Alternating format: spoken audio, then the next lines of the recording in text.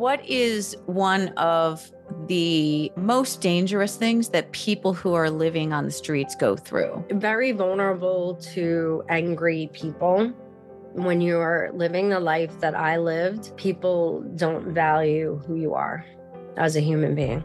And I think that is the most dangerous, number one, for potential violence. Also just ripping away any dignity. Now, this didn't happen to me. I felt like I was like this angel butterfly. People never really treated me that way. I was very guarded, very protected. I always had someone or something watching my back. Protecting you. Yeah. And I helped a lot of people out there. I helped so many people find love, find trust, find respect. I helped a lot of people out there.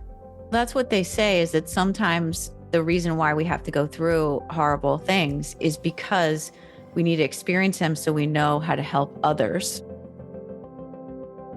Great title for a podcast, Blessings. Thank you. Yes, I love it. What a great meditation. We are here to learn in the spirit of life. I'm all about believe. You're about spreading blessings. That's great. What about your blessings? What's the biggest blessing of life? What a great question. Because it's the Blessings podcast, I have to ask you, what is your biggest lesson in life? My biggest lesson in life. A whole lot of conversations with people about life and how those things manifest as blessings and lessons, and sometimes both. It's my connection. You're going to get schooled. The journey is the journey. What you and me are searching for are the blessings in this life. Remember the reality of how sweet people are. Spread blessings around the world. You are the most remarkable energy. You make me pause, make me excited, make me think, and make me spontaneously come up with an answer. This is another one of those great moments in time in my life. Thank you for reaching out to ask if I would do the show.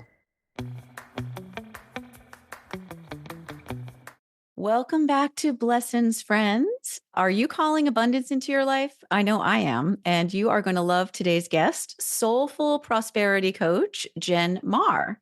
Jenn once lived on the streets, but she pulled herself up and out of that existence to embrace life from a mindset of victor and leader rather than victim.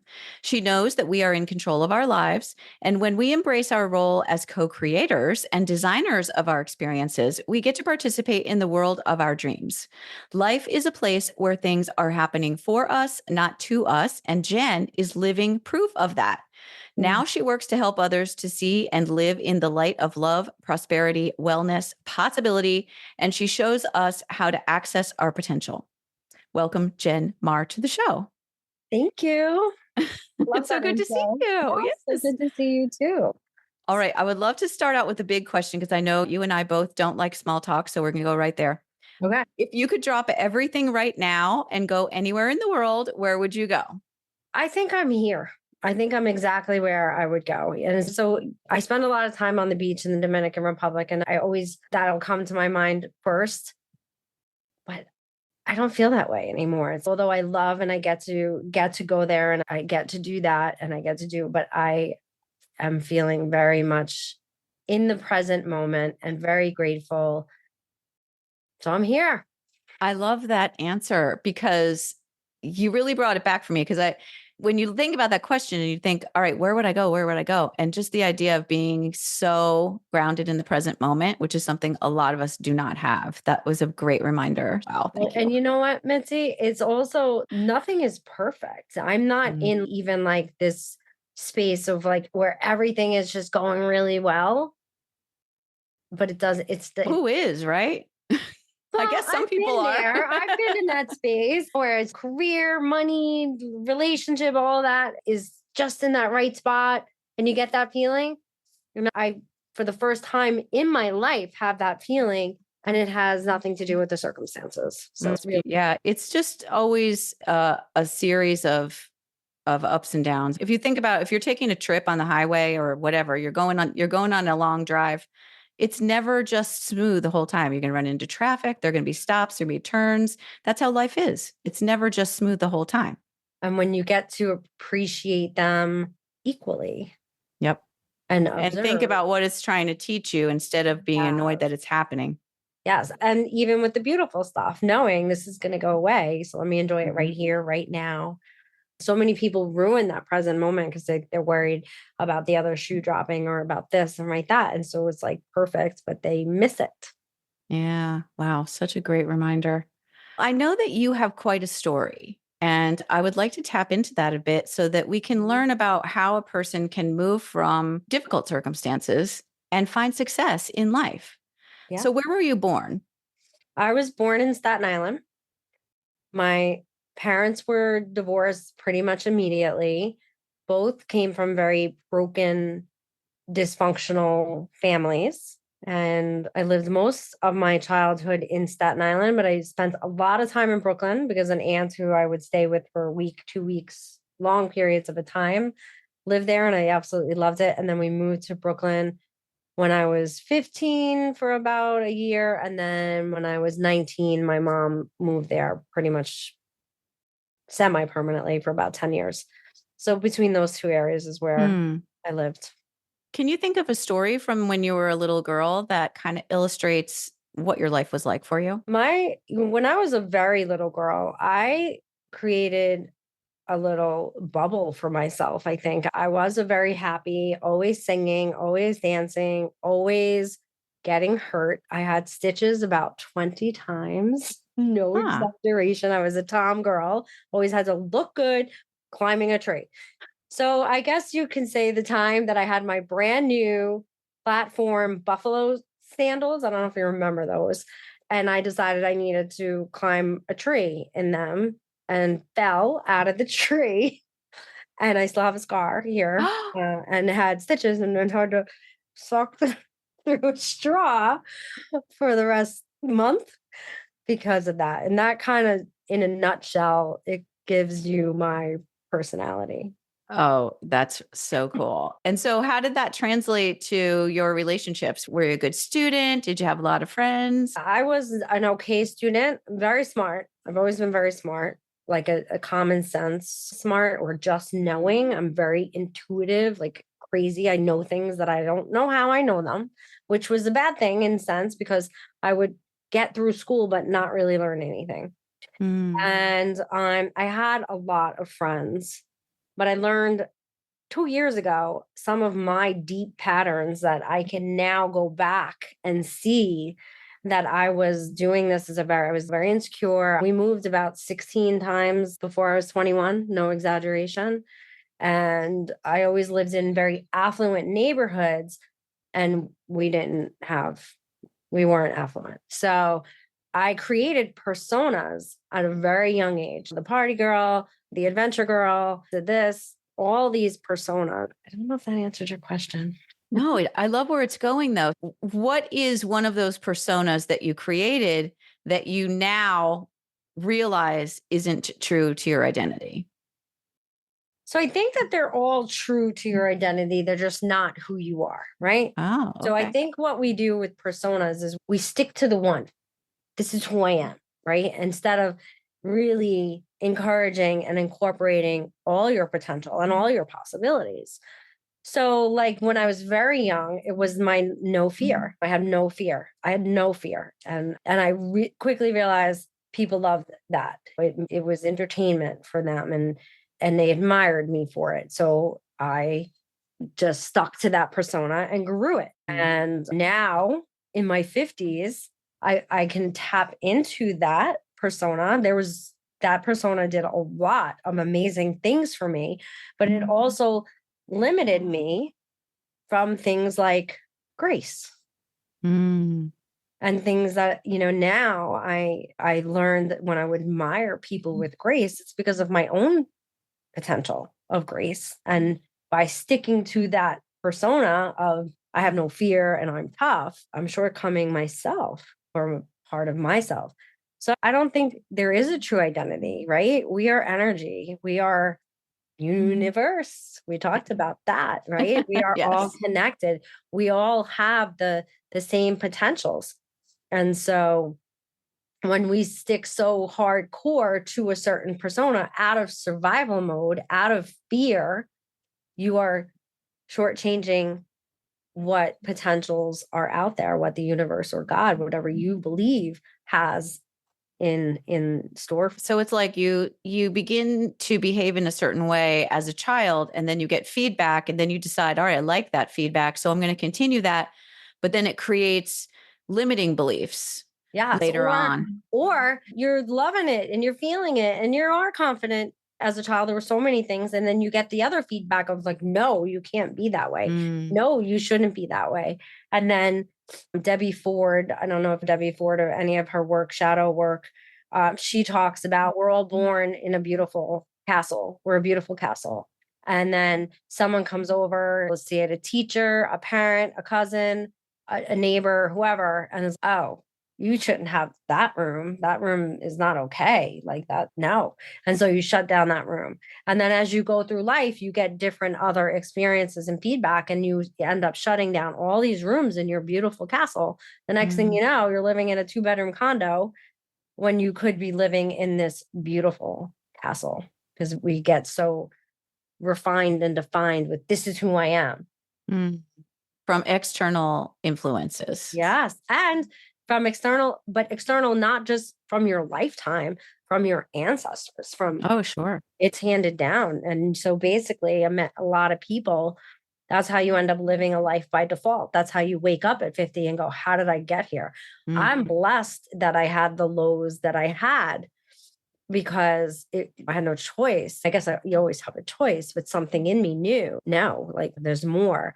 But it's easy to know there's more from a bottom. So people who have, not such extreme traumatic circumstances as I had in my life don't get that blessing. And it could take longer, if ever, because if you're not trying to evolve, it's very easy, especially now with all the noise out there and all the distractions, to not really ever get to answer that question of who am I? That's so true. So when did you start to experience some of these low points that you mentioned? The ones that were, I guess, always. I had a lot of traumatic circumstances as a child. My mom was in a lot of relationships, and then she was like a serial monogamist. So I had men coming in my life, and I didn't really have a relationship with my father. So that was traumatic, just having them there for a few years and then gone. And then she got into a relationship that was abusive. And there were times when I had to crawl out windows and call the police, and we would have to leave the house, and we would have to hide for days and things like that. And then we lived in always lived in the affluent, but we did go live in the projects in Staten Island for a few years. And a lot of traumatic things happened to me there, physically and mentally. And can you talk about something that was particularly traumatic for you, or a low that is there anything you're comfortable sharing? Oh, there. So yeah, lots of things, like getting jumped by older girls, much older. I was in elementary school, so girls in high school ganging up and jumping on me. We got shot out through the window. Someone shot at us. I had a man take me up to an empty apartment from the parking lot. He told me some whatever, and I go up there and he puts me in a closet, and somehow I talked my way out of that situation. And this is probably in a year, and I had so much of that. My mom did the best that she could, but she didn't have any parents. My mom's parents, basically, her dad died when she was 13, but he was a raging alcoholic. Her mom was also a raging alcoholic and didn't take her. She was raised by aunts and uncles who were basically all raging alcoholics, and they all died before she's 50. My mom is the oldest living relative on both sides of her family. And there was a lot. And then all of this trauma and lack of parental supervision. I didn't really have any. I had one mentor, or somebody that sort of, my cousin Timothy, but I didn't have any of that, people to look up to, any role models, mentors. I didn't have that in my life. I had no idea I could go to college. None. So my cousin Timothy, when I'm maybe a year and a half out of high school, is, what are you doing? Are you going to college? And I'm like, what are you talking about? So I did end up going to college for a year, thanks to him. So that seed was planted. And of course it didn't last, because I had already stepped into the party persona. I became Jenn in my teens, this party person. And then I met a boyfriend, and I was a very insecure young girl, very insecure. And he turned me on to heroin. He told me it was cocaine. He lied. And coke was pretty prevalent then. It wasn't sure. People definitely end up with cocaine problems, but you cannot compare cocaine to heroin. And that was it. That drug really made me feel good about who I was. And I became confident. And it took a few years before it went really down. And actually, I had gone to California, went to a rehab, got myself clean after some real lows. And then he convinced me to come to Florida with him. His parents had bought him a restaurant. And then so I moved to West Palm Beach with him. And that's when crack was at its high. And West Palm Beach was like the crack capital and the murder capital of the country. It was so bad. And that's where our restaurant was. And the next thing we're smoking crack. And the next thing I'm on the streets. And yeah. And what got me to wake up finally, although I never really fit in, and I had so many angels and just beautiful protectors, although I went through some really horrific stuff as well. But like, I made it. And people always talk about the whole Black Lives Matter movement and all this other stuff. I understand white privilege. And it's not because I have money or because of this, because if I was a Black man, I'd be dead. And more than likely, if I was a Black woman as well. And I then got pregnant under the worst situation, worst circumstances you can imagine. And that this other life gave me a purpose. And that's when I started getting my act together. I was 26. Wow. 26 or 27. Oh my gosh. So I want to go back just for a minute. How did you actually end up on the streets? So you're talking about living on the streets, homeless. Yeah. So how did that happen? And can you talk about what that was really like for you? It happened because I had that persona still of no fear. And so we were struggling. The parents took the restaurant away from us. And we were struggling to get high. You need money to get high. And I hooked up with people that were living this street life who showed different ways that you can make money. And it was fun in a sense. It was freedom, that freedom that we talk about. It was freedom in a lot of ways. It was a lot freer than the world that I witnessed. I did not want that world. That was my childhood. And that was my teenage world. That was not a world I was interested in. I had no connections with any other human being. I didn't even feel connected to my mother. I didn't feel connected to anybody. And that was something else from my childhood, a memory. I had from a very young age these visions of I was the only person in the world. And so when I would pull up in the backseat of a car to a gas station, that gas station only appeared before I got there. The car and the people in the car just appeared before me for me to get in the car and go where we're going. Everything appeared and I had no connection to anybody. This wasn't nightmare. This was day visions.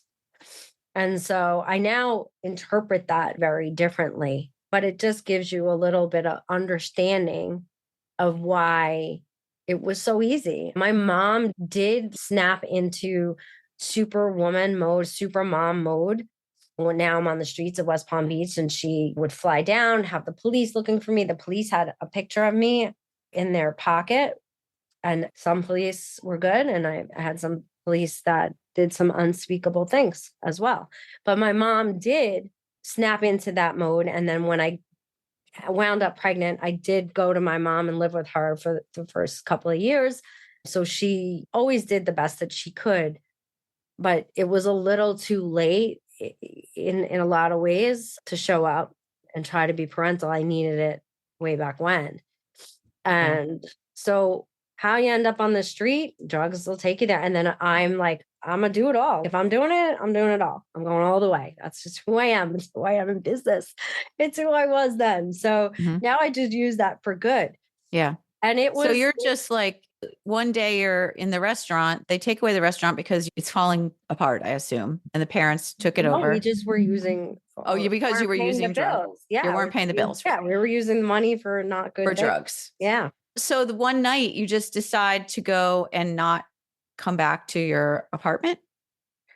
No, just we sleep? locked the apartment and then he left me. He left me on the streets in West Palm Beach. He just left me there. Now, God rest in peace, Mark. I love you. He just died Oh. last year. Mm. He OD'd on a train in Coney Island last year. Oh, sorry. I don't blame him because I understand that my pattern would, if it wasn't him, it would have been somebody else. But he left me there and I didn't want to go home. I had no desire to go back to whatever life that was. I didn't have a future and I didn't know I could have a future. I just didn't know. And so it just didn't matter. It didn't really dawn on me. This was just my new adventure. And so then I got arrested and somehow they got in touch with my mom. I did 3 days in the Dade County Penitentiary and I am a wimp. Let me tell you, that was not good. Oh. They got in touch with my mom. My mom bailed me out. I had to go on the plane, escorted on the plane in handcuffs in the clothes I was arrested in, which was not pleasant. Take the plane to New York. My mom gets me off the plane, puts me in a rehab in New York. I last a day, bust out of there, hitchhike all the way down the Goats Trail. If you don't know what that is in the Hudson Valley, it's this crazy road over the Hudson River. Hitchhike my way into Manhattan and then end up on the streets of Manhattan for about a year. Wow. Yeah. My dad is 83 years young. Every morning, he sends my sister and I and all his grandchildren a good morning message. It's always something uplifting, positive, and encouraging. And it always says, I love you. We all look forward to this, and we know that Granddad won't be around forever. So we really cherish these messages of love and empowerment. My dad loves to say, every day is a new opportunity. And that is what he taught me. That, along with how to work smarter, hold family dear, and go after my dreams. I know there are people out there who go through the motions every day with no one saying good morning, no encouraging word, and to support a positive mindset. And there are others who are doing all the right things, but still need a little nudge to create and maintain positive habits throughout the day. So in my dad's honor, I've created Your Positive Moment. Research clearly shows the benefits of positivity and connection. A recent Gallup poll showed a significant percentage of the world is lonely. Your Positive Moment solves these problems. These are messages that come directly to your phone first thing in the morning, so you can begin every day on a high note. The message includes a loving greeting, an affirmation, a daily reflection, and an easy action step to get you going in the direction of growth and fulfillment and transformation, and to help you stack up good habits. A simple daily message has the power to change your life. Get started with your beneficial morning message habit for free. yourpositivemoment.com. And what is one of the most dangerous things that people who are living on the streets go through? Very vulnerable to angry people. When you're living the life that I lived, people don't value who you are as a human being. And I think that is the most dangerous, number one, for potential violence, but also just ripping away any dignity. Now, this didn't happen to me. I felt like I was like this angel butterfly. I don't know. People never really treated me that way. I was very guarded, very protected. I always had someone or something watching my back. Protecting you. Yeah. And helping me. I helped a lot of people out there. I helped so many people find love, find trust, find respect. I don't even know because I didn't even have that as a source, but obviously I did somewhere. And I helped a lot of people out there. That's what they say, is that sometimes the reason why we have to go through horrible things is because we need to experience them so we know how to help others. Yeah. So then you found yourself pregnant, and how did this translate into a turning point for you? It wasn't as big of a turning point as I would hope in hindsight, but I thought it was. And so I came to my mom and had Olivia. I was still miserable. I did go the AA route for a while. I actually then had Olivia and I was sober. And then things were going really good. I got my real estate license while I was pregnant. I was also doing some catering stuff. And I had a really bad car accident when I just started earning money, like 6 or 7 months into being a realtor. Olivia was a year old and I had a bad car accident. I broke every rib. I broke my pelvis and burst my spleen. And so my pelvis was broken in a way that I couldn't even have a cast on. And I had to live in a rehab for, I think, 2 months. My daughter Wow. was 1. But the beautiful thing that came out of this is I have a sister, she's my half sister, who I hadn't seen since she was like 6. She was now 18, flew out and took care of my daughter for me while this was going on and helped me because I couldn't drive. I couldn't do anything for a long time, maybe 6 months. It's been a slow journey. I didn't just snap out of it. I did maybe from the outside looking in compared, but I started opening to my full potential, but I knew I had tremendous potential. Like I can always sense it. So I got into real estate, excelled really well, started my catering company, excelled really well. And then in real estate, I just kept getting bored and kept growing and doing different aspects and then got into leadership. So it's not something that just happens because even up till 10 years ago, I created my 7-year plan. And when I can look back to who I was in the space and when I created that plan, and I manifested so much of that plan and on that plan, but I still had this void. I did not know, who am I? I didn't understand the question. And it's been such a loud question, which is why I think I had those visions of being the only person. Like I've had this calling, this mark on me my whole life. And now I can just be all in. That's the only difference. I've always helped people. Yeah. I love that you talk about it being a progression, that it's not just a switch that gets flipped all the time. Oh, That for most people, it's gradual. and yeah, even if you think it is, then this is something I'm diving deep back into my Buddhist studies. I became an ordained Buddhist priest in all of this. And the minute that you think that you've flipped the switch and it's all good, then you stop doing what you need to do. And I think I did that many times. Like, I'm good and I'm good. And then I brought drinking back into my life. I drank pretty much most of my kids' childhood. There were definitely times where I was drinking alcoholically and should not have been drinking. It was a huge crutch. It helped me with my insecurities. I was so afraid of people finding out who I was. And I don't think that necessarily meant the girl on the streets, just who I was. And I just didn't even know the answer. So it helped me. It was a crutch. It got me through. I had very high levels of success. I was an industry leader. I was a community leader. I founded my Putnam County Business Council. I founded the Hudson Valley Commercial Association of Realtors chapter in this area. The Women's Council of Realtors founded that. Women's League of Voters, you name it, I did it. That's what was driving me, so that no one would really find out who I was, or maybe I was afraid to find out who I was. Yeah, that's what I was thinking when you were saying that. I was like, who really are you trying to prevent from finding out who you are, others or yourself? It's so interesting. So when did the spirituality stuff creep into your life? When did you connect to that? So that's about 20 years ago, maybe a little less, but not maybe 18. God, how old is Julia? So like in your 30s? About 8. Julia's 20, maybe 19. Yeah, in my early 30s, now my father's a Jehovah's Witness and my mom's a recovering Catholic. So it was extreme. I had not a good taste for religions. And I had been to the monastery. We have a beautiful monastery here. I had been there once, and I don't know, for some reason I went on their website. I just was searching. AA did not work for me. Right. It just did not work.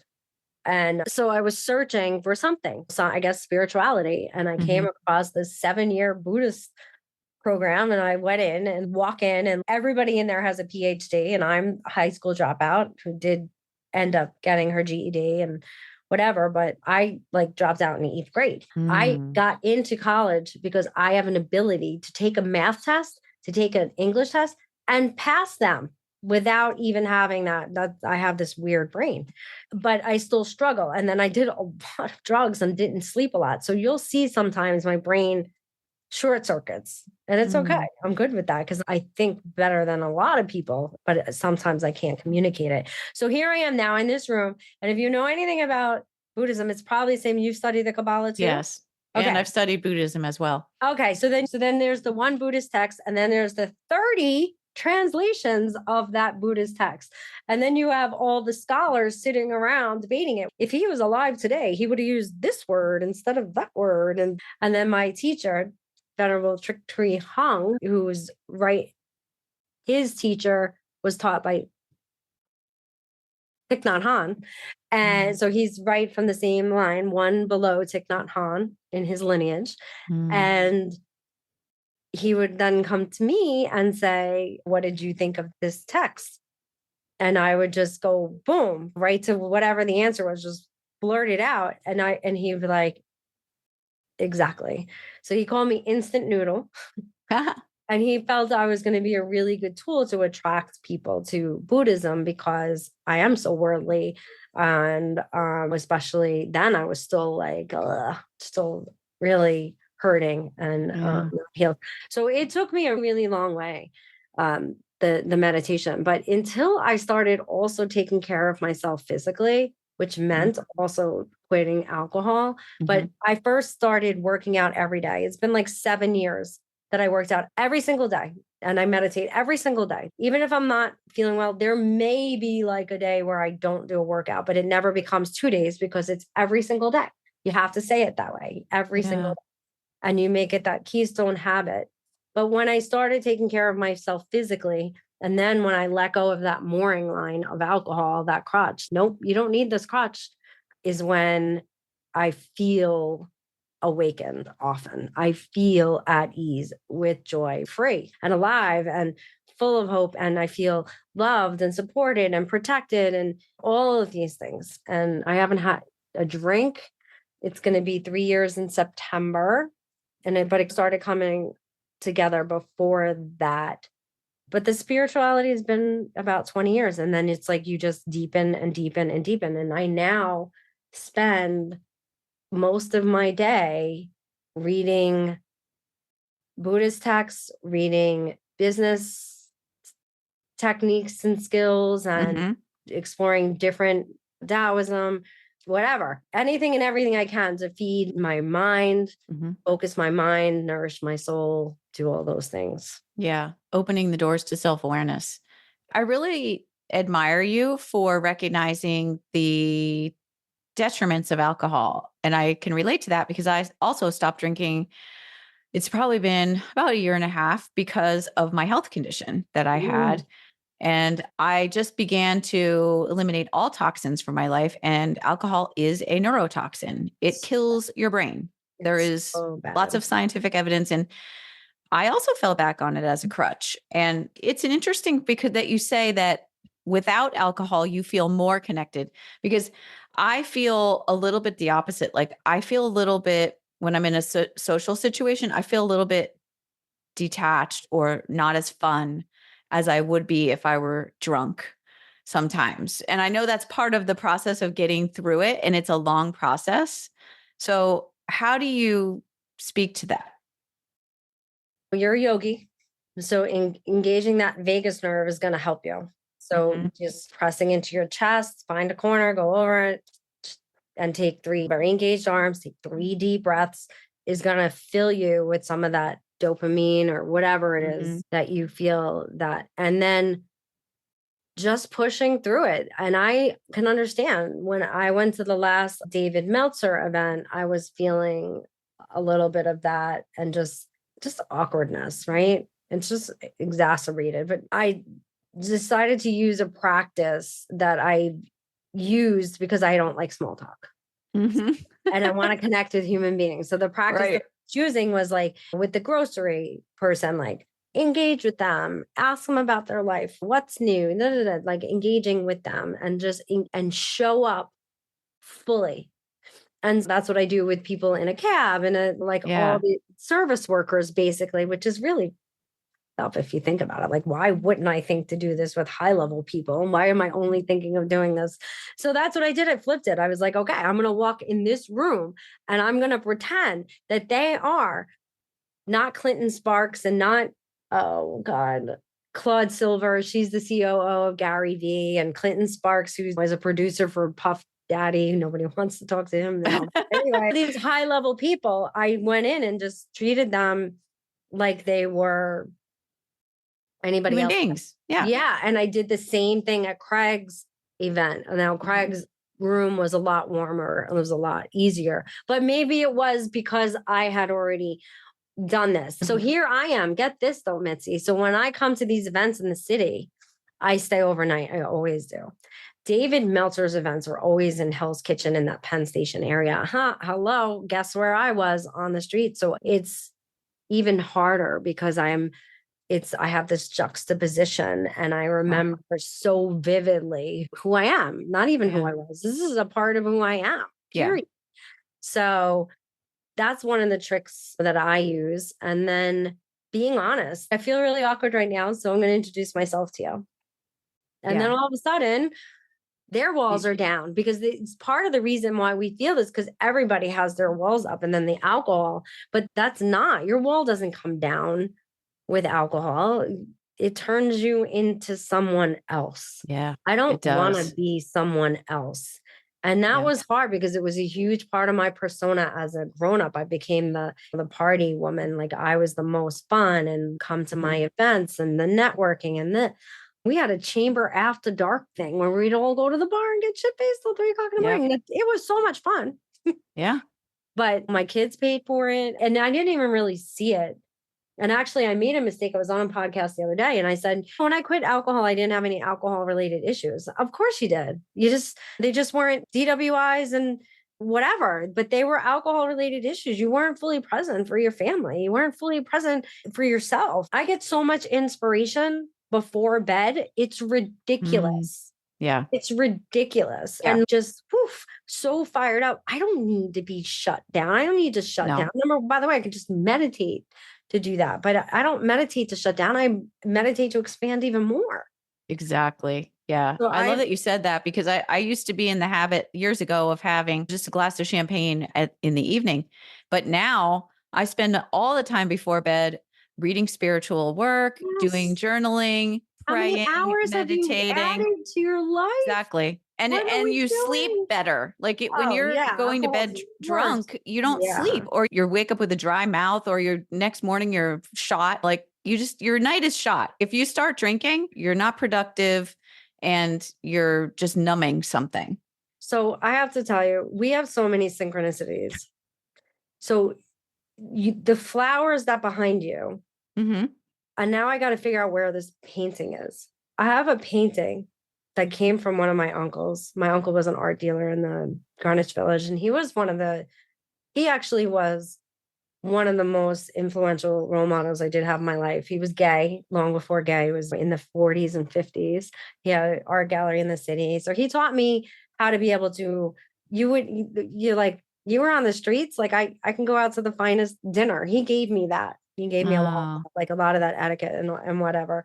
But anyway, that vase behind you, I have a painting where is the exact same tulips. They are in the exact same position in the exact same vase. I have to find this painting. Okay. Write I that down. I have to see a picture of it. That's awesome. I know. But noticing things like that, noticing synchronicities because they come up for all of us. And here's the thing. You can decide to see them as a miracle, to see it as a spirit guide, God, the universe talking to you. You can decide to do that and live with I'm filled with like joy and gratitude right now. And wow, thank you for showing up, supporting me. And I have love flowing through my heart and my life and feel that it deepens my connection with you. Or you could choose to ignore it or poof it or anything, and then you don't get that gift. Mm-hmm. Yeah.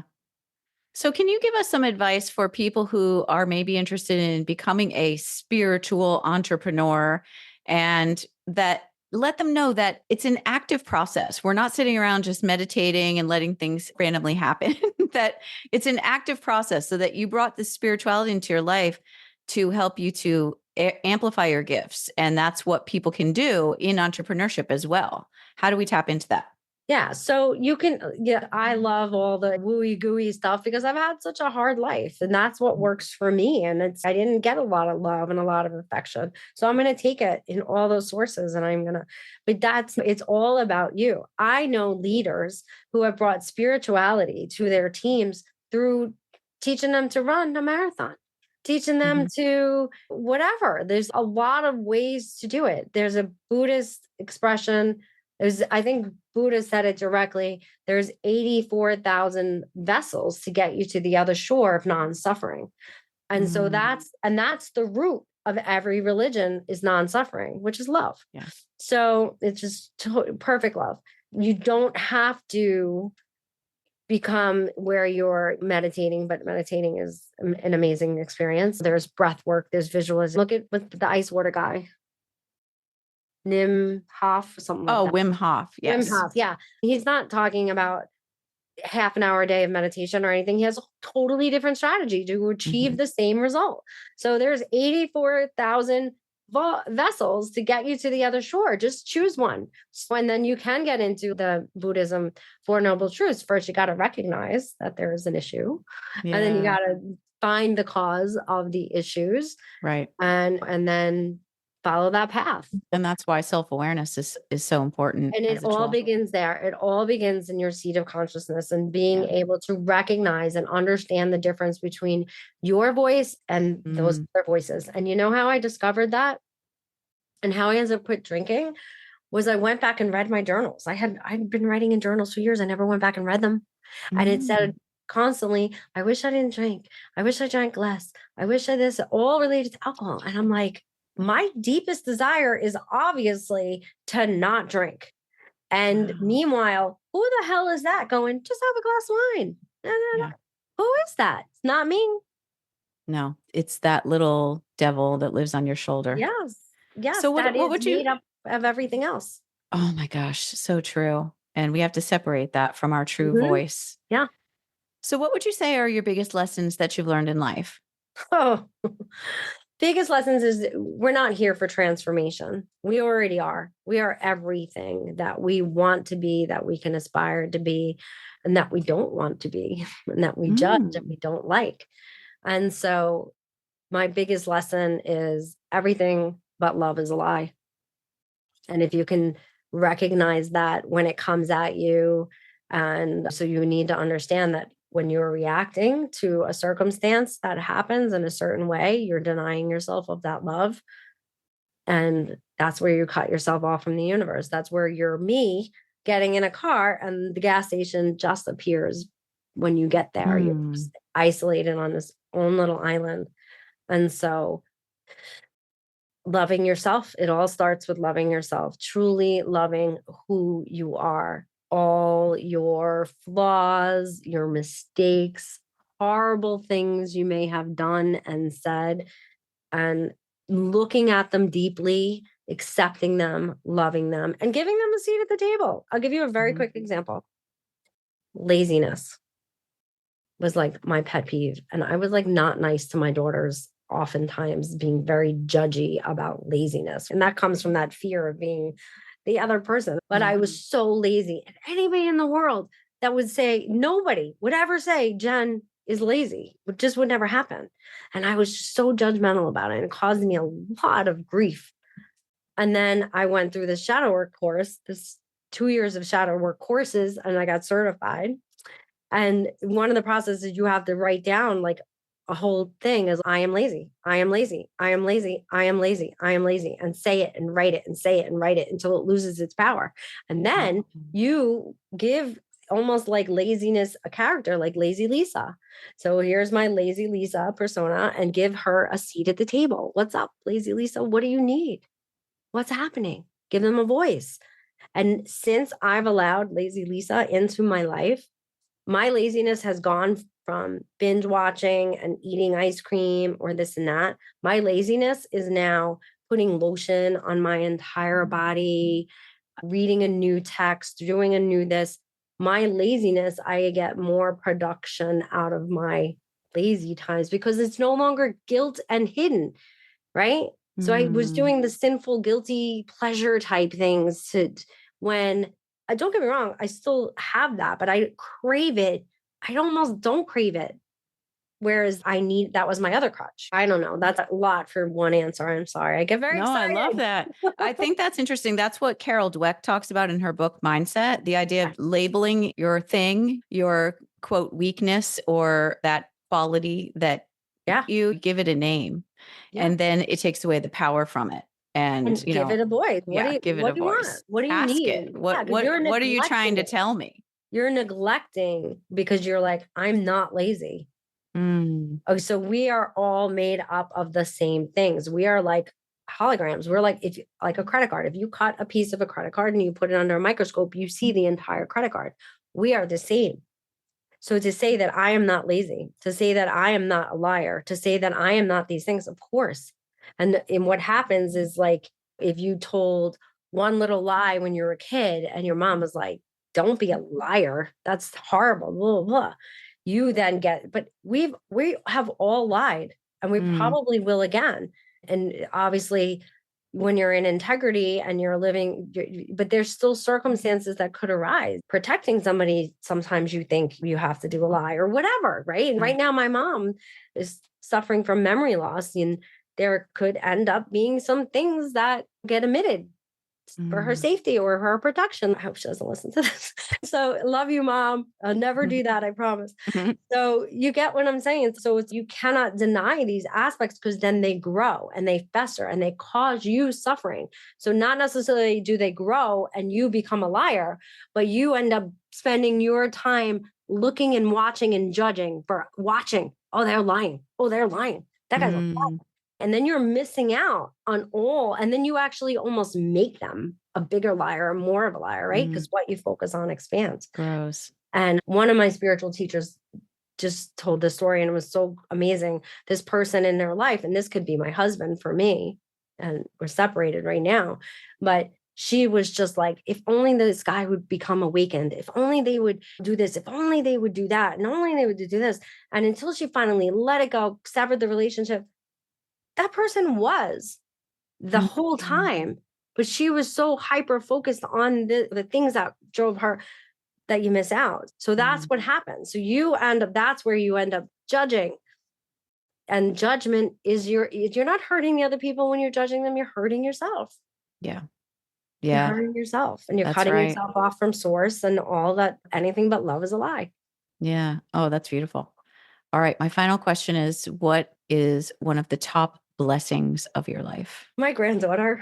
Oh, yeah. I have so many though. Honestly, I am truly blessed. And when I finish my story one day, people are like, how could you say that you're blessed? And I am very blessed. But the grandchildren you don't have yet. No. So they're a do-over. They're the opportunity to go backwards, which you don't get. You don't get. Yeah. And so, yeah. And then also just a reflection of your life. Like I can see it. And she has inspired me to get into ancestral healing. And so I truly believe this. Shaman's been doing it for a long time. But I truly believe the work that I'm doing and planting the seeds in my daughters and helping them nurture and grow their beautiful healing parts of themselves and my granddaughter, we're going to heal the whole ancestry line. Oh, yeah. So she is my blessing. And I love that. Yeah. And she's a little monster sometimes though, but I love her. That's cute. Oh my gosh. Thank you so much, Jenn. I really want to say that I appreciate you sharing all of the dark parts of your story as well as the light, because it helps other people out there who might be struggling in the same ways. Thank you. Thank you, Jenn. Hey, everybody still listening, will you go give a 5-star review to this podcast? Mitzi puts in so much effort and so much love into this. She's brilliant. She deserves it. So I am going to go right now. By the way, by the time you hear this and you go give your 5-star review, you should be able to go find my 5-star review of this podcast. But I just want to thank you for what you're doing.